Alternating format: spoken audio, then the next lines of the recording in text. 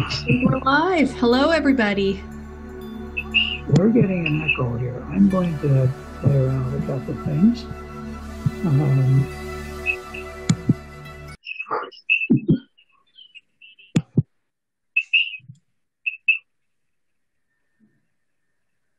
oh, geez. Now, where did Zoom go?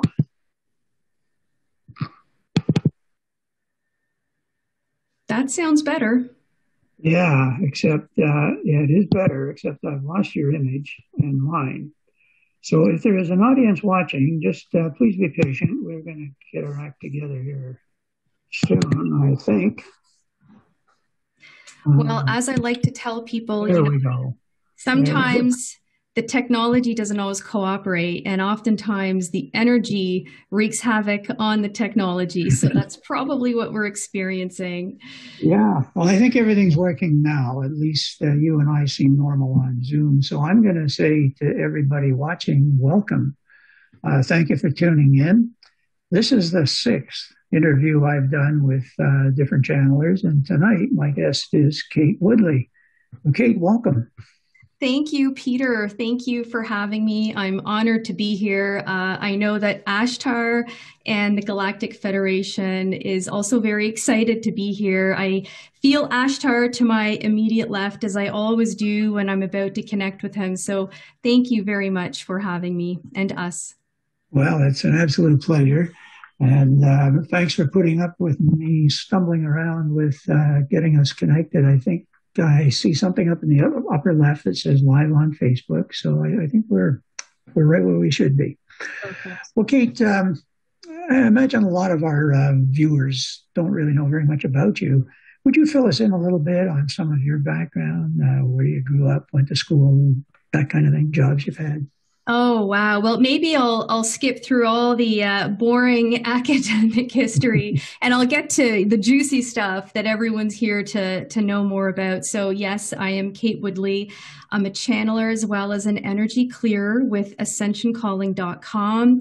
I have the pleasure of connecting with a myriad of incredible beings. In addition to connecting with Ashtar and the Federation, I also frequently connect with the Andromedans, the Blue Avians, the Arcturians, as well as, this one's a bit of a mouthful, the Council of the Guardians of the Light. So that's just a few of the many beings that I connect with. Ashtar is obviously on standby tonight. He's going to come through to talk a little bit about what is really unfolding for humanity. So very excited to hear what he has to say. Before we bring Ashtar in, you were asking a little bit about, what I do, a little bit about me. I'll share a little bit about the channeling work that I do. I'm super, super lucky to be able to connect with people all over the world. And through my channeling sessions, I help connect them to who they are at an essential level. This is all about helping them find their life path, their purpose, their mission, if you will, and helping them connect to their innate gifts and abilities. In addition to, giving them a little bit of guidance on that front, my beings are pretty good at identifying emotional blocks that might be preventing people from really getting onto their true path. So my beings have a very gentle way of helping someone identify an issue or a block that may not be serving them. And more importantly, they'll give them some guidance as to how to overcome those blocks. So the work I do is meaningful. I learn from it every day. This is my path. As a light worker and a starseed, this is definitely what I came here to do. It took me a long time to get here. Peter, as you and I were chatting about earlier today, like you, I was entrenched in the corporate world for a very, very long time. But that is true of many light workers and starseeds. This is a very common theme that I'm seeing with a lot of people. Yeah, Kate, you were saying that, well, first of all, I think we were both agreeing that any experience we've had is never wasted. That's right. And although we may say, yeah, we gain certain things from the business world, the value of relationships, the value of communication, prioritizing. Some of those things have become skills, and that they're very transferable. But you spent what you said was a very long time. Kate, you didn't spend that much time. I Oh, spent well, almost 40 24 years. years, 24 years in the corporate world, for some people may not feel like long, but for a light worker who always knew that there was something else I was meant to do, it always felt like just one day too long. But what I've learned in hindsight, and I hope to God that this really helps people out there who also are light workers and starseeds and want to do their light work, is that no time is wasted. We have been exactly where we have meant to be, and that we are exactly where we're meant to be now. A beautiful case in point that I'd love to highlight if I can is the story of an incredible teacher that I had an opportunity to connect with last week. I brought in my beings for her. This teacher is a starseed. She has been teaching, I believe, for about 3 decades, so 30 years. And like many starseeds, she felt that she hadn't been doing enough. She just experienced her awakening a few years ago, and she felt that there was so much time wasted not doing her light work. The beings very, very quickly came in and assured her that she was supposed to be in front of those children, activating them. Here's why. She had prior incarnations, prior to this existing incarnation as a teacher, where she was actually connecting with and traveling to many different advanced civilizations off-world, where she was encoded and embedded with very specific activation codes that she would carry with her into this human incarnation. And all those starseed children that she was teaching received her light, received the activations. So, although she wasn't aware that she was activating all these starseed children, she was doing incredible work for 30 years. And had she experienced her awakening any earlier, and had she left the teaching profession, the being said that there would have been hundreds of starseed kids that would not have been activated when and how they were supposed to. So that story serves as a beautiful testament to the fact that regardless of where we are, whether it's the corporate world or teaching, we don't always know and think that we're making a difference, but we are. Our light is doing the work even when we are not consciously aware of it. Yeah. Now, I can imagine a number of our members of the audience really don't know what a star seed or a light worker is. Um, I think I have to keep an eye on the clock here because we want to rush our end. But can you define those two terms for us? Absolutely. Yes. There are two terms that are used interchangeably, and that's simply because there are many light workers who are also starseeds, and there are also starseeds who are light workers. The key difference is that a starseed is a being who, although they may be on Earth incarnated as a human at this time, their origin is from elsewhere. For example, I've been told that I'm an Andromedan starseed. I know many people who are Arcturian starseeds, Pleiadian, etc.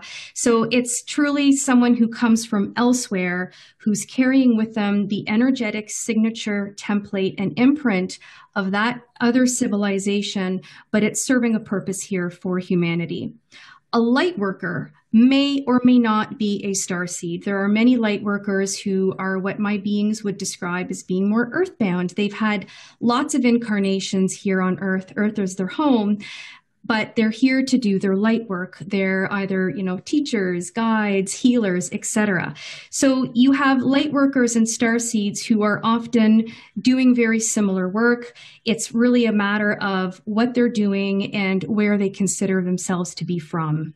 So I'm trying to keep it short. That's the Coles Note version.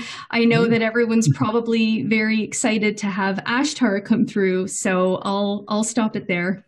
Well, while you're on this definition roll here, Ashtar is with the Galactic Federation of Light. Shed a little light on that for us, if you would. Who are these folks? What's their mission? And how is it that they seem to be buzzing around humanity these days. Yes, no, they've been with us for a very, very long time. The difference is now more and more of us are aware of their presence, thankfully. So I'll start with Ashtar. Ashtar is the Pleiadian commander of the Galactic Federation. He, and not many people know this, he is also an ascended master. The way he explained it to me a while back is that being an ascended master was somewhat of a prerequisite for his role as a Pleiadian commander. And the reason why is because as an ascended master, he was in a better position to bring the best of universal light, love, and wisdom to his role. Need I say more? You know, if I had said that in past job interviews, I'd love to know where I would have landed. So Ashtar explained that beautifully. Now, a little bit about the Galactic Federation. Some people call this the Federation of Light, others the Galactic Federation of Worlds. It's all the same thing. It consists of a very large conglomerate of many, many different extraterrestrial races who are all benevolent. Many of them are Pleiadian, but they're not all Pleiadian. Most of them originate from our galaxy, but many originate from elsewhere. Nonetheless, they are all united in the common goal of creating a more peaceful existence for all. That is it in a nutshell. They are affiliated with many other federations. They confer with many councils. They receive a lot of advice, input, and direction. So unlike many federations or associations that exist here on Earth that may operate as a monopoly, the Federation, from what I understand, does not act and decide unilaterally. They often seek advice from other councils. One council would be the Andromedan High Council, but there are so many that they get input from. Their purpose, as I mentioned, is really to create a more peaceful existence. They're particularly focused on humanity at this time because we are on the brink of an ascension. That is, we are raising our consciousness, and they're helping us do that.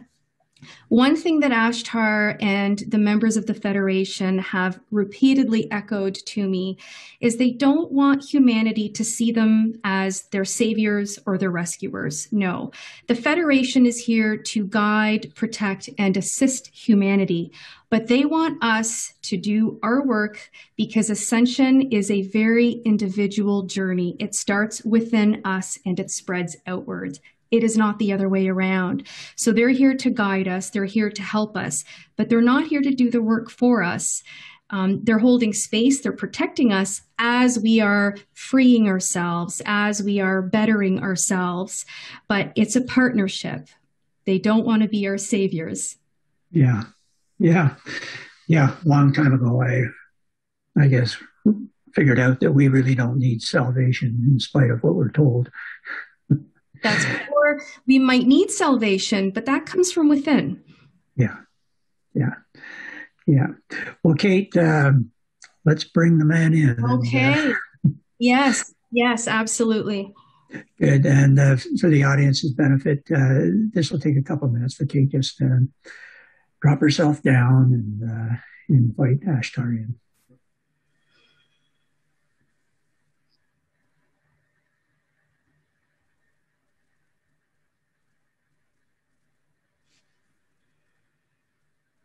Hello, Peter. Greetings to all. This is Ashtar. It is an honor and a pleasure to be here. I am, as I usually am, connected with a few other members of the Federation. There are 3 other members with me. These are beings that I hold near and dear to my heart. They are, of course, high-ranking members of the Federation who, in and of themselves, carry out very important functions within the Federation. I invite many different people to assist and guide this one, Kate, through this channeling connection, and to ensure that the information that is relayed is exactly what humanity needs at this point in time. So again, we are honored to be here. We would like to take a quick moment to comment on the timing of this event. We will say that you and Kate were compelled to have this session on the summer solstice. It is a very important and energetically symbolic day for humanity, but more so for your Mother Earth, Gaia. The summer solstice energies is, we will say that this is about a rebirth. It is a rebirthing kind of energy that is coming onto your planet at this time.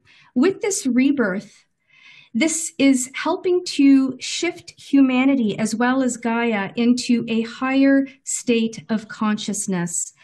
This rebirthing truly does come with the doing away of much older, dense, stagnant energy that no longer serves humanity. And it makes way for the ushering in of light, primarily, but not only from your galactic core or your central sun, as you like to say. And this energy, we will say, is paving the way for a faster acceleration in this mass awakening that is at hand. All energy that you have been in receipt of, not only in the past few days, but we will even say in the months and in the past few years, have been pivotal in paving the way for this ascension. For as you know, my dear friends, ascension is a process and a journey. The energy that comes in truly paves the way for your future steps. Every boost of light does something very unique. This particular influx of light and energy, we will say, is helping humanity release some of what has been not only captured and locked within many individuals, but we will also say that which has been locked within Gaia. It is important that you understand, my friends, that what occurs within the human collective, any energy, whether it is positive or negative, is absorbed by Gaia. While she is a powerful energetic transmuter, and while she can clear and release much energy, she too, like any human, sometimes needs help and assistance in doing so.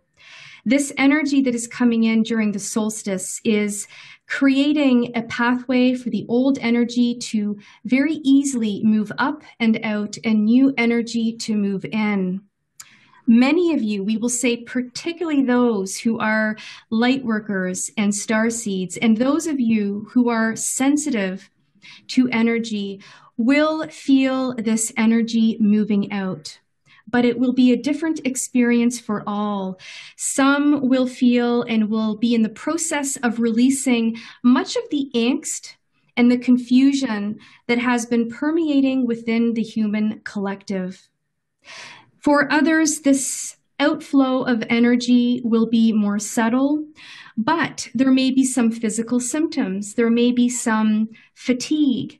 There may be moments of feeling melancholic or a little more sluggish. This is simply an indication that this energy is moving up and out. Be kind with yourselves. Be good to your bodies. Get much rest. Keep yourselves grounded in order to make this energetic transition easier and smoother for all of you.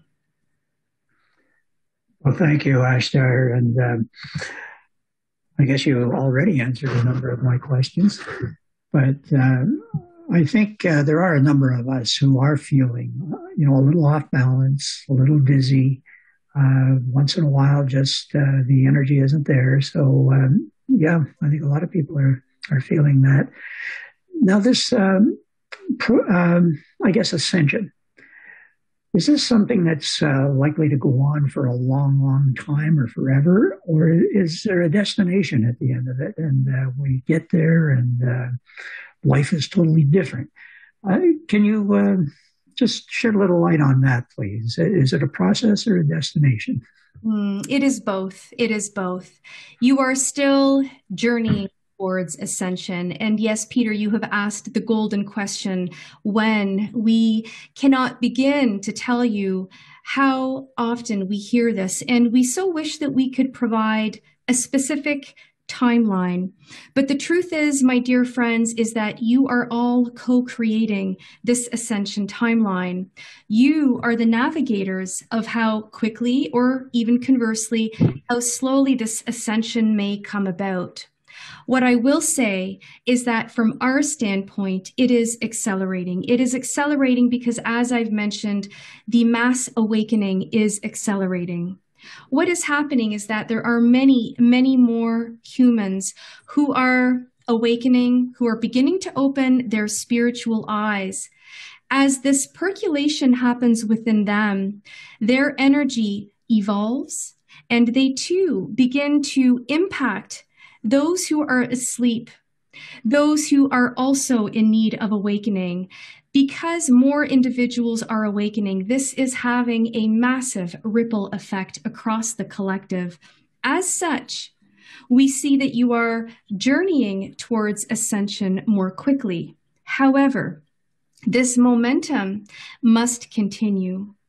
The work that you are doing, both the individual, internal spiritual work that you are all individually taking on, must continue. You must continue to, we will say, empty yourselves of any issues or blocks that do not serve you.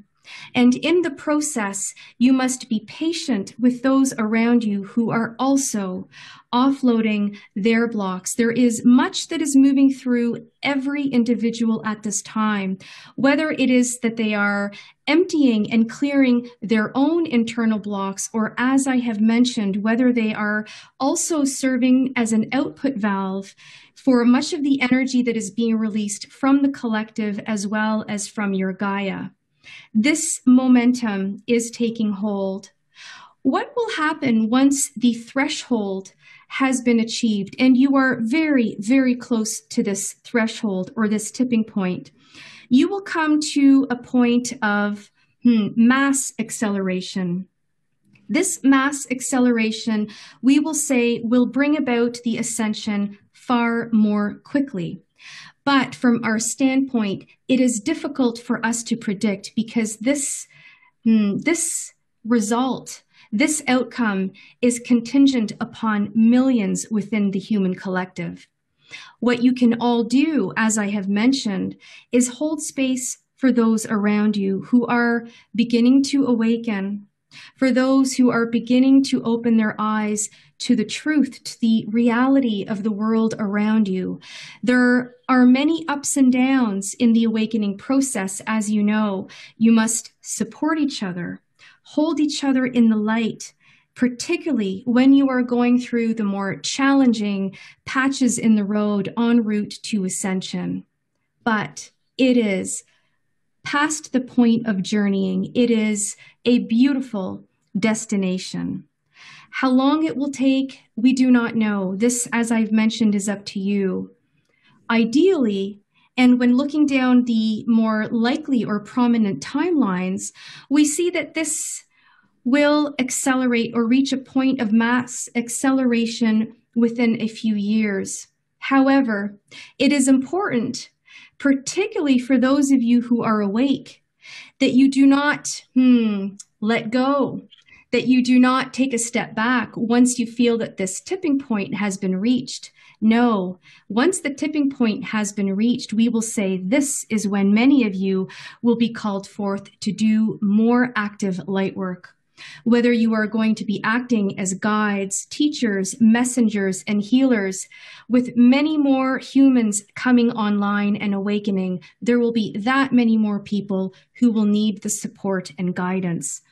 So for those of you who are perhaps ahead of the pack, this is your time to do your inner work and prepare for the future work that we will say will perhaps be more intense, but will be very much aligned with why you are here.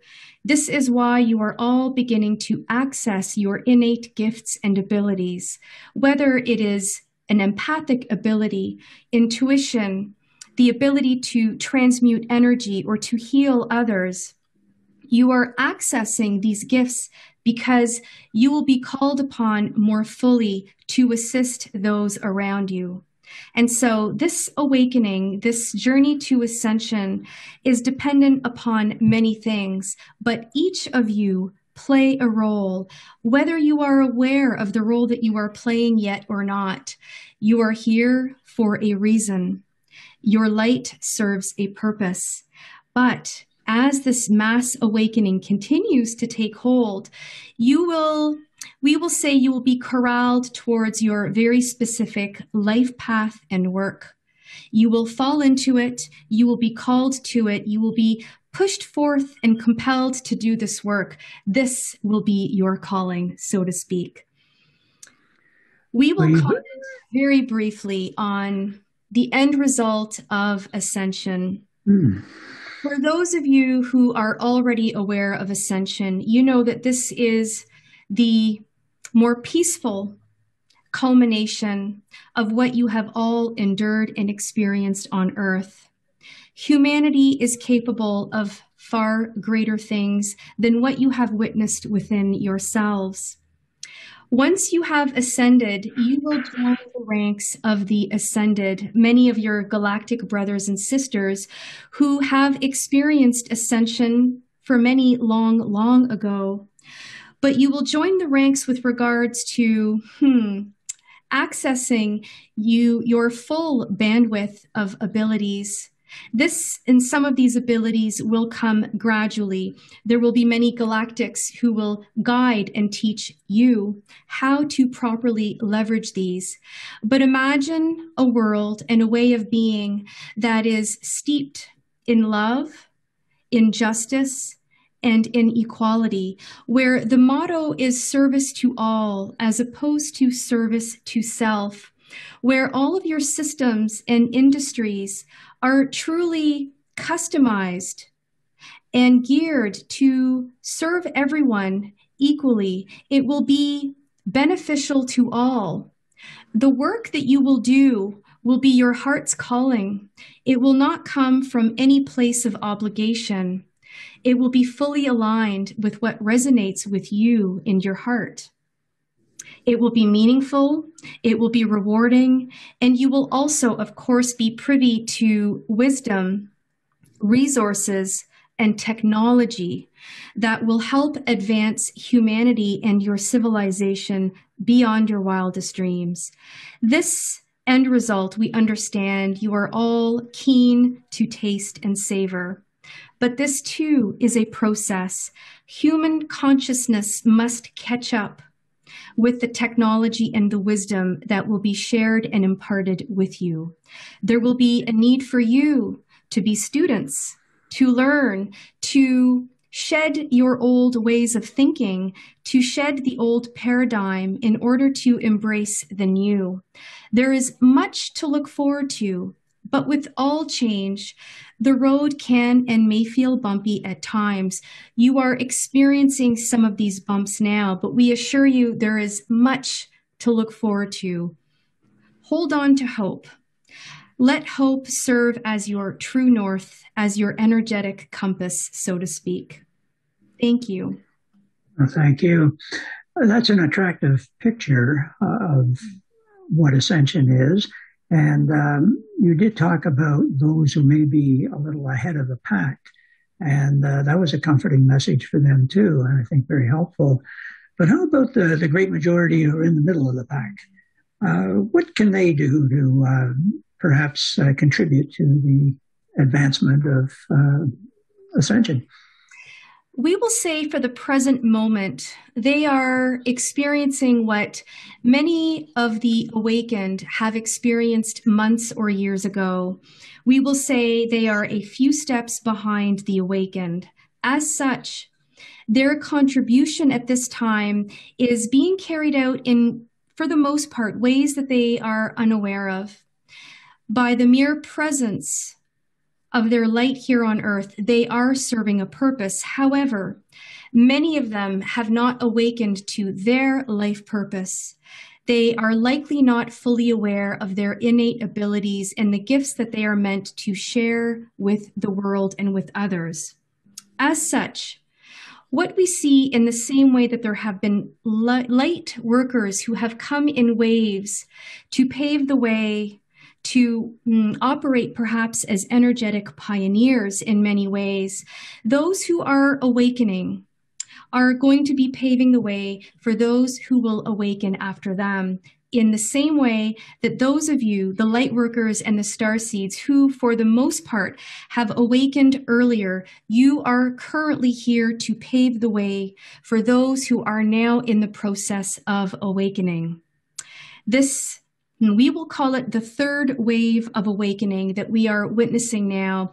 This is taking hold. It is a much, much larger subset of the population. This, we will say, was a portion of the population that until now was very stagnant energetically. This awakening within them is a tremendous milestone. It is one that we have all been waiting for, that we have been assisting energetically for quite some time. However, alongside us, it is you, the light workers and the starseeds, who must hold their hand and guide them through this awakening. Share what you know. Sympathize, be compassionate for the process that they are going through, and more importantly, be compassionate towards the rude awakening that they are coming into. They are awakening to the true reality of your world, the reality that you understand, but that until now they were completely oblivious to. So patience and compassion are key. Mm-hmm.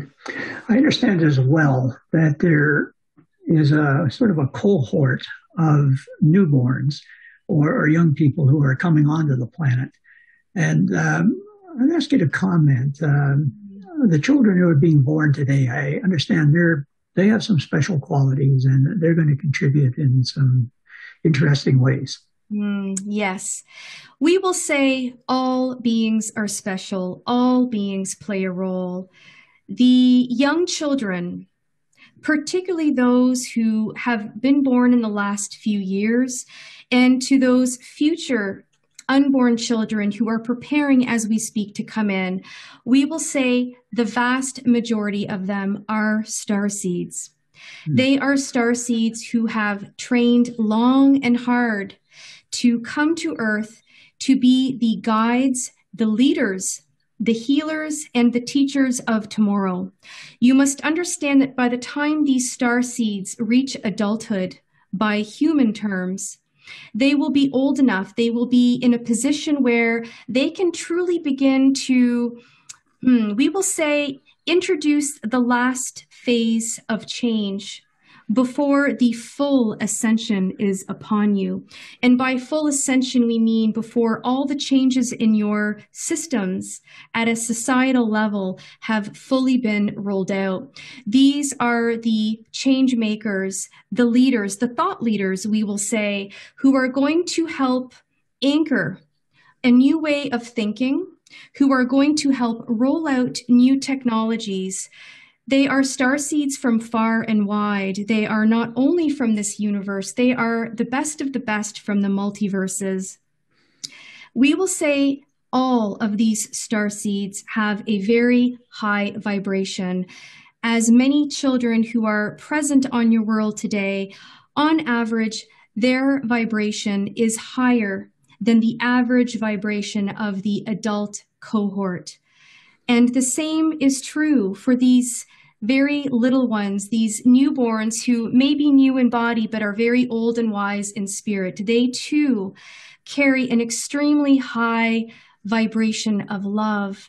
These little ones, aside from the work that they are here to consciously carry out, their vibration is going to help permeate universal love within the human collective more permanently. And so the light workers and starseeds that are among us now, they are paving the way. They have been the pioneers in this field, but the next generation of starseeds will anchor that love more permanently. If you go back in time a little bit on the planet Earth, the light workers, let's say several decades ago, when grasping the future, they seemed to see that some of our institutions, the monetary system, the religion system, the medical system, things like that, we're going to crash and burn almost, and then new ones we're going to be raised up, not unlike our kitchen renovation right now. But I gather now that we've advanced a fair bit. That if you look at that scenario, it's really going to be more change from within these institutions, and it's going to be a lot more gradual and gentle than originally predicted. Am I on the right track here? You are correct. As I've mentioned, there are many timelines. In the past, we will say that humanity was tracking towards a slightly less promising timeline.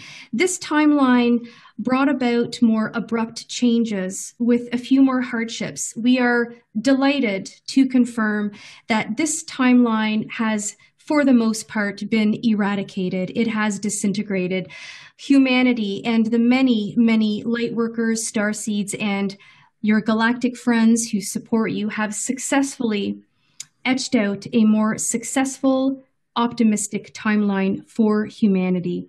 As such, we are happy to say that many of these predictions that bore gloom and doom, as we would say, these are no longer completely accurate. As I have conveyed in my most recent transmission with this one, Kate, is that it is important that the change on Earth be paced and strategic. It must be paced in a way that humanity can adapt to. For a sudden crash and burn, as you have stated, would only put humanity at risk and trigger greater chaos that, as you understand, we are all trying to move away from. Humanity must feel stable and confident on all levels in order to focus on the spiritual work that is important for ascension to occur. Ascension will occur. This is a certainty. This is written. However, the road and the path to ascension, this is largely up for grabs. Thankfully, we are now tracking on a very positive timeline, but it is important for all those of you who are awake to hold on to a vision of the future that you desire for yourselves, for your loved ones, and for future generations. Hold on and connect to peace, to justice, to progress, to equality, to love, to compassion. These are the qualities, the emotions that will help you continue to carve out a more positive timeline. This does not mean that everything will be sugar-coated. No, as I've mentioned, some changes may be uncomfortable. There may be some changes that humanity will have to adapt to a little bit more quickly, but for the most part, the change has begun.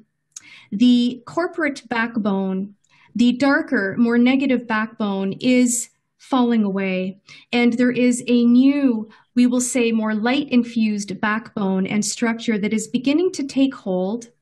It is, of course, for many, it is still invisible. It is not necessarily manifesting at a physical and concrete level in your reality, but it will. It simply takes some time for the energetic reworking to manifest in your life, in your reality. In time, and we hope sooner rather than later, this will become more obvious and more visible. We will say that there are some industries that are, we will say, certainly on the path to greater justice. There has been new light and new life that has been breathed into these institutions, where there are others, as you are all aware, that are crumbling a little more slowly. But understand that this is not because the light is not working or that it is not winning. No, quite to the contrary. It is because this change must occur in a way that is manageable for humanity. We are doing everything we can to ensure that this change and the rate of change, more importantly, is something that can be paced strategically with the opening up, with the expansion of humanity. It must somewhat coexist energetically, neck and neck. For if the structure is rebuilt too quickly, the human consciousness will not be able to grab hold of this new structure and make the best of it.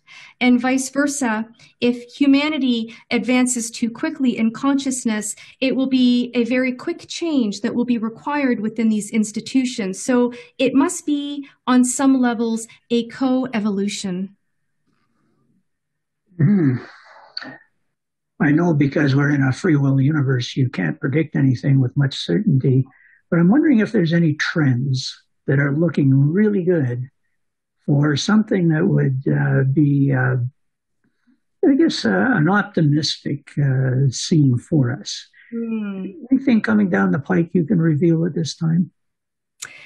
Yes, we will once again comment on this beautiful mass awakening that we are witnessing among humanity. Some of the trends that we are seeing with many, many groups and individuals is that there are new beliefs that are making their way into the vocabulary, into the energetic structure of many individuals who until recently were asleep and who had been entirely, we will say, shut down to the idea of extraterrestrials, of benevolent forces, of other dimensions, of human contact with other civilizations.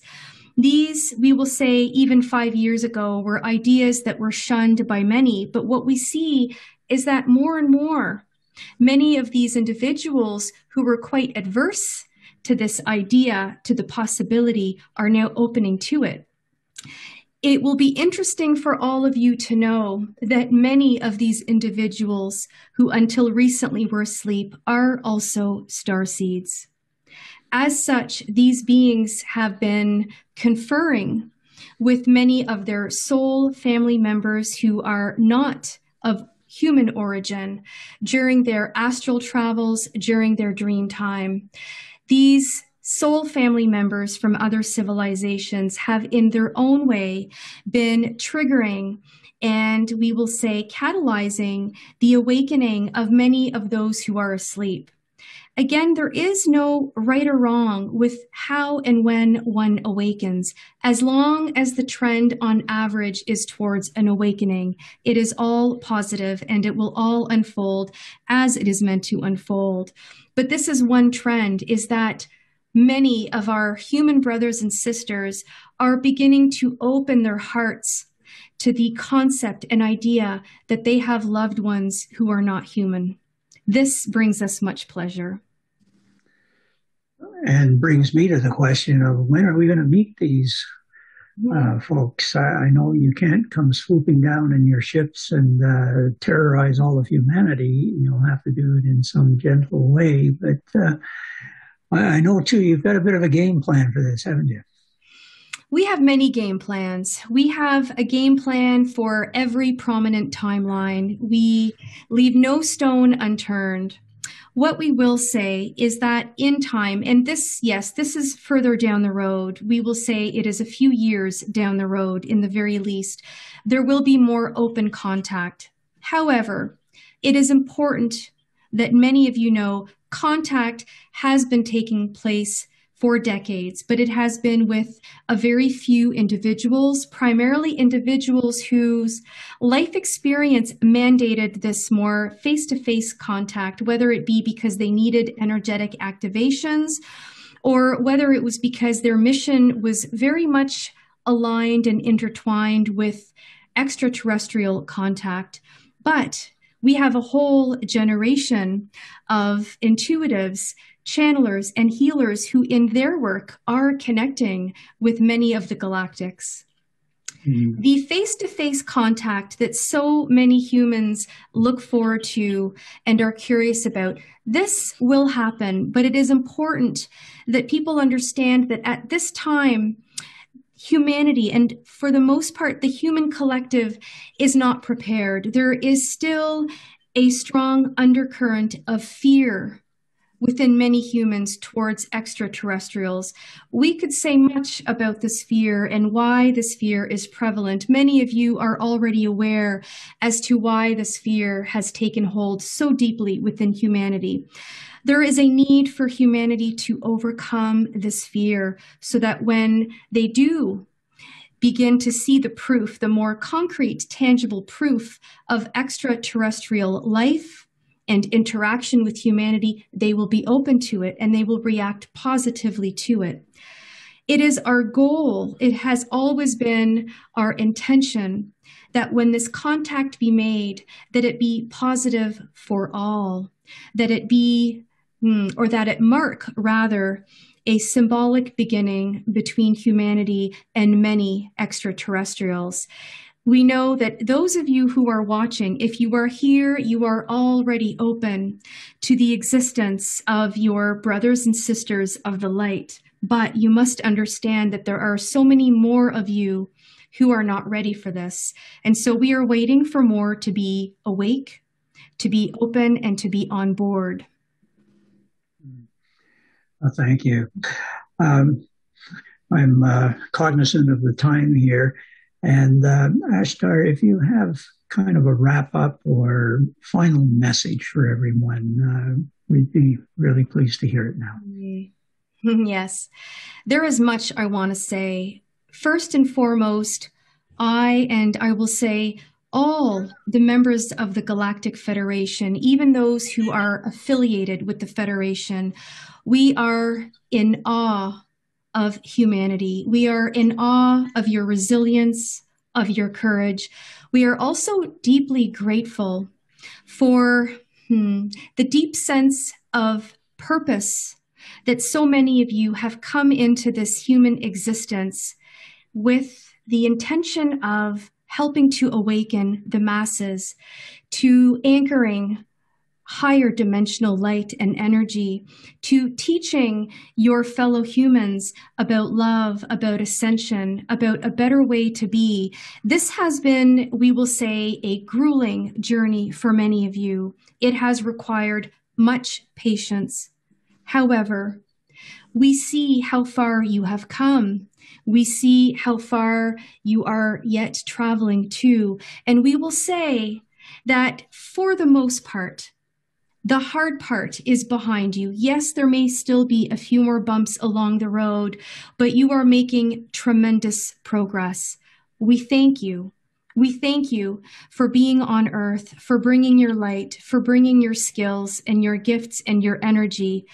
You are making a difference, and you have the support of, we will say, millions upon millions throughout not only this galaxy, but throughout the multiverses.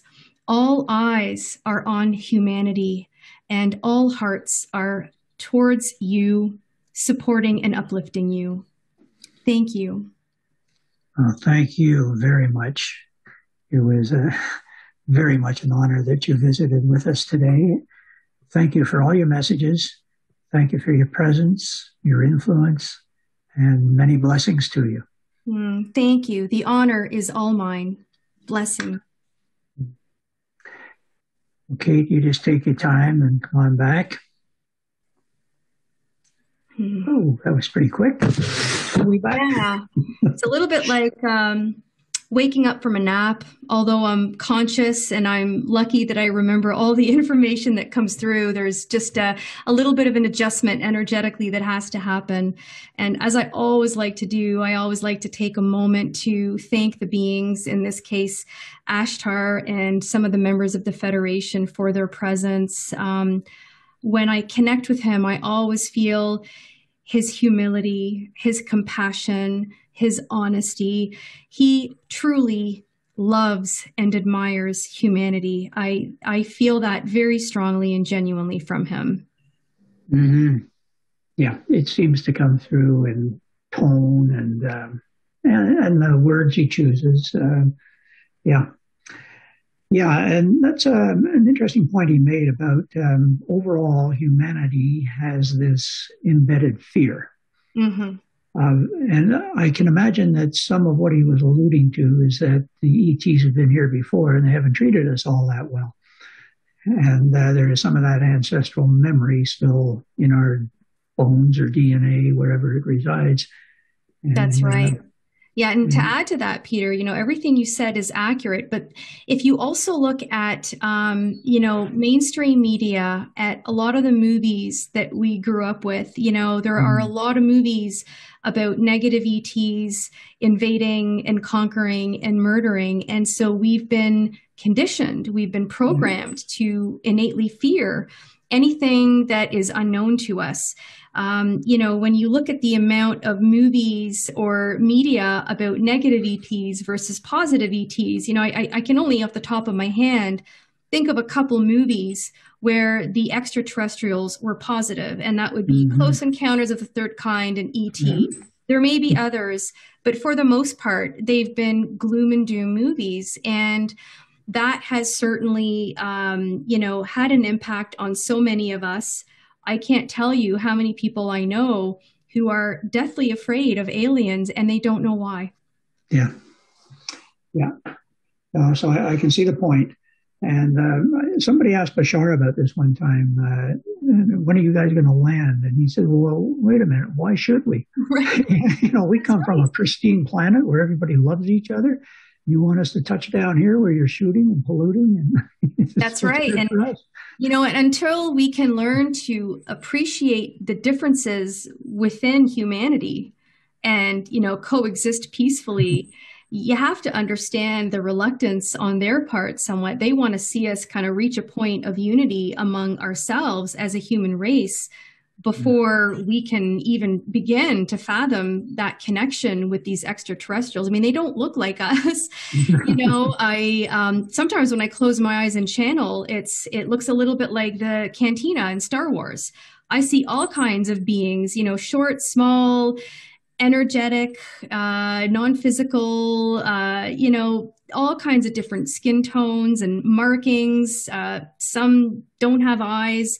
I've seen it all. So imagine introducing a human to that. It's going to take some getting used to, no doubt. Apparently, some of the insects on our planet are really models, you might say, of civilizations that really exist. Certainly, one that a couple channelers have channeled for me is the mantis. Yes, that's right. And, Yes. and I guess there are many others, but yeah, fascinating stuff, Kate. Well, to validate that point very quickly, Peter, many of the beings I've connected with have stated a few times that, Earth is it's an information center, it's an information library, it's also an area where there's been a lot of genetic testing. Apparently, every insect, every life form on Earth has origins elsewhere. Mm. Um, a very interesting case in point is some time ago, I had the opportunity to connect with a moth like civilization. They're elsewhere, they're very large, they're very advanced, very intelligent, they're healer beings, but they are cousins. Genetic cousins of many of the moths here on Earth. So yes, the mantis beings, although they're very tall in actuality, here they're little insects. So we can't discredit the fact that just because they're insects that they don't have links to some advanced civilization. Mm. And many of these civilizations, many of the insectoid civilizations operate on a hive mind.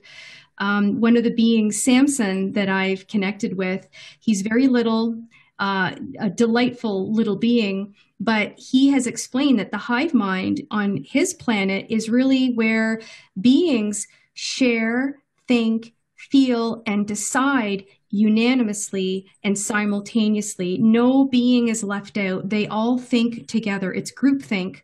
And they evolve together. They decide together. Everyone's input and energy plays a role in how they move forward.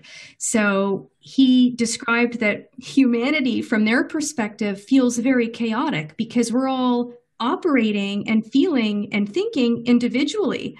And he actually said, I don't know how you guys do it. You have 1,000 different simultaneous thoughts in one moment, and you're left to sort it out all on your own. So it was a very interesting perspective as to how other civilizations collaborate and work together. And it's interesting, further to what you say, that they are observing us in many respects, trying to figure us out. Yes. You know, our range of emotion or emotionality is much greater than just about anybody's. Yes. Yeah, that's right.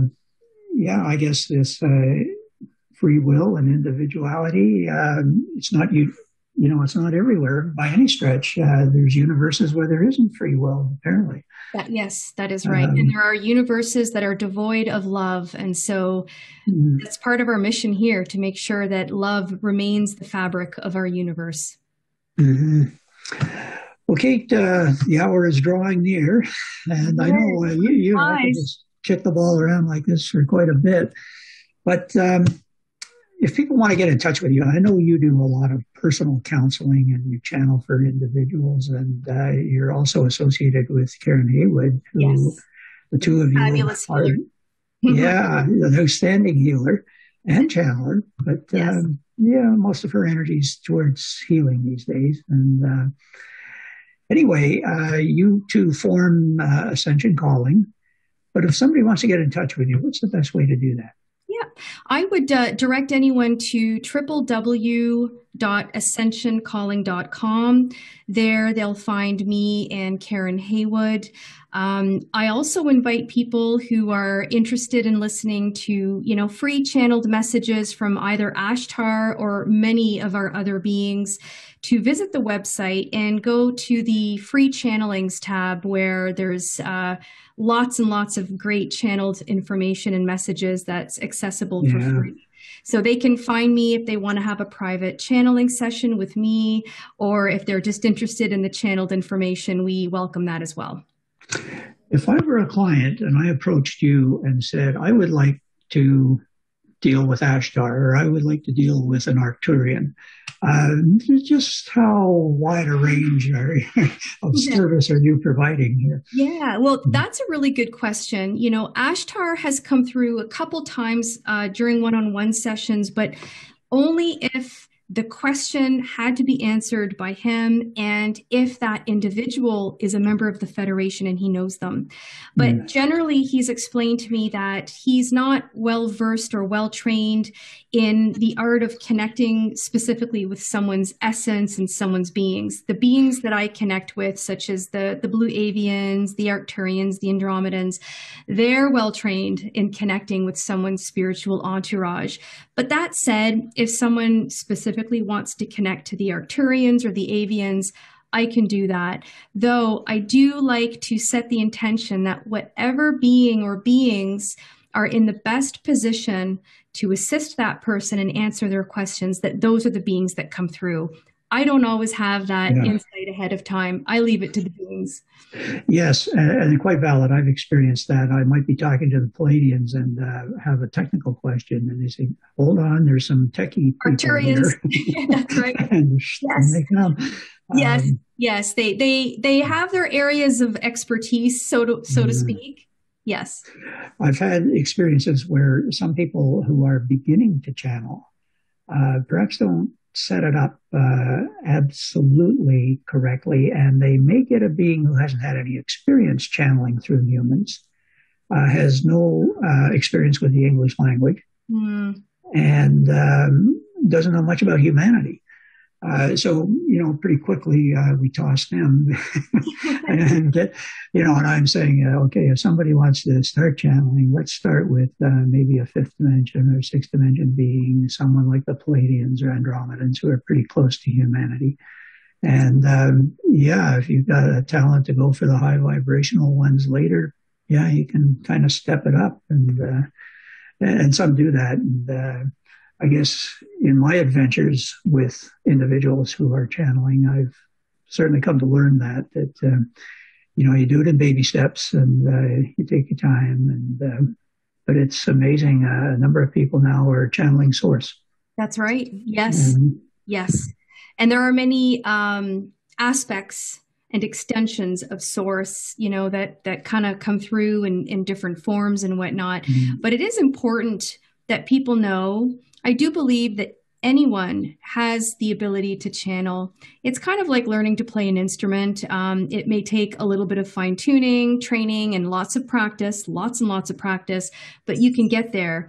But like any musical instrument, you may be a natural at it, or you may need to work a little bit harder at it. But I do believe that channeling comes with the ascension process. It's about being able to connect energetically and telepathically with other beings. yeah, as a facilitator, I guess at this point I've worked with 39 people who have all channeled. And the question I often get is, can I channel? And yeah, the answer really is everybody's, or almost everyone, is capable, but are you ready? And that's often the difference. That no, there's got to be a lot of clearing happen. There's got to be a few things in place. Are you ready? And yeah, is it the right time for you to channel? Once you Mm-hmm. channel things, your life can go in a different direction. And maybe it's not time for your life to change. Maybe there's still things that you need to learn and experience. So I always tell people that you have to allow things to unfold in divine timing and just trust that it'll happen when it's right for them. Yeah, yeah, right on. Well, on that note, Kate, we better end it. Don't you go away, but I'm going to say goodnight to the audience. I don't know if you're going to tune into the hockey game tonight, but the semifinals for the Stanley Cup are on. Yeah, I'll be you're there showing our shortly. Canadian colors. Yes. Yeah. So I'm going to get along, but thank you very much, everyone, for tuning in. It was wonderful to have you. And we'll continue to do these things. Just watch for our announcements, and we'll have more. Bye for now. Bye. Thank you. Oh. Thank you for your attention to these important matters. For more information and the latest channelings or transcripts, please go to www.ascensioncalling.com.